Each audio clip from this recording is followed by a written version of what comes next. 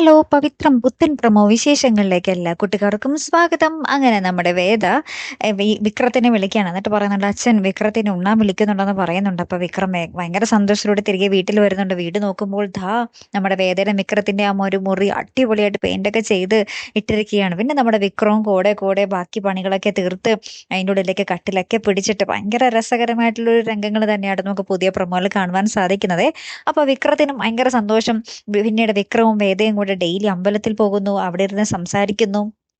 അപ്പൊ വിക്രം ഇങ്ങനെ പറയുന്നുണ്ട്, ഞാൻ മാലയിട്ടതിന് ശേഷം വീടിന് മൊത്തത്തിൽ ഒരു സന്തോഷം ഉണ്ടല്ലേ എന്നൊക്കെ ഇങ്ങനെ പറയാണ്. അപ്പൊ വേദ പറയുന്നുണ്ട്, ഇപ്പോൾ സന്തോഷമൊക്കെ ഉണ്ട്, മലയ്ക്ക് പോയി തിരികെ വന്നാൽ നിങ്ങൾ വീണ്ടും ശ്രീകാര്യൻ ശ്രീനിവാസന്റെ കൂടെ കൂടില്ല എന്നെനിക്ക് ഒരു ഉറപ്പ് വേണം എന്ന് പറയുന്നുണ്ട്. അപ്പൊ വിക്രം പ്രത്യേകിച്ചൊന്നും പറയുന്നില്ല കേട്ടോ.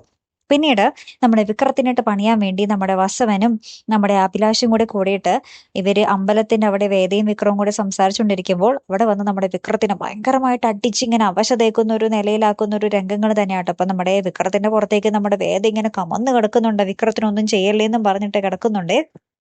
അങ്ങനെ കുറച്ച് രംഗങ്ങളും ഇതിൽ കാണുവാൻ സാധിക്കുന്നുണ്ട്. പിന്നീട് നമ്മുടെ അച്ഛമ്മ വരുന്നുണ്ട്. അപ്പൊ അച്ഛമ്മ നമ്മുടെ വേദയ്ക്ക് കുറച്ച് ടിപ്സ് ഒക്കെ പറഞ്ഞു കൊടുക്കുക. അച്ഛനും മകനും പണ്ടെങ്ങനെ സ്നേഹത്തിലായിരുന്നു, ആ ഒരു സ്നേഹം തിരികെ വരാൻ വേണ്ടി എന്തൊക്കെ ചെയ്യണം എന്നുള്ളൊരു കാര്യങ്ങളൊക്കെ നമ്മുടെ അച്ഛമ്മ വേദയ്ക്ക് പറഞ്ഞു കൊടുക്കുക കേട്ടോ.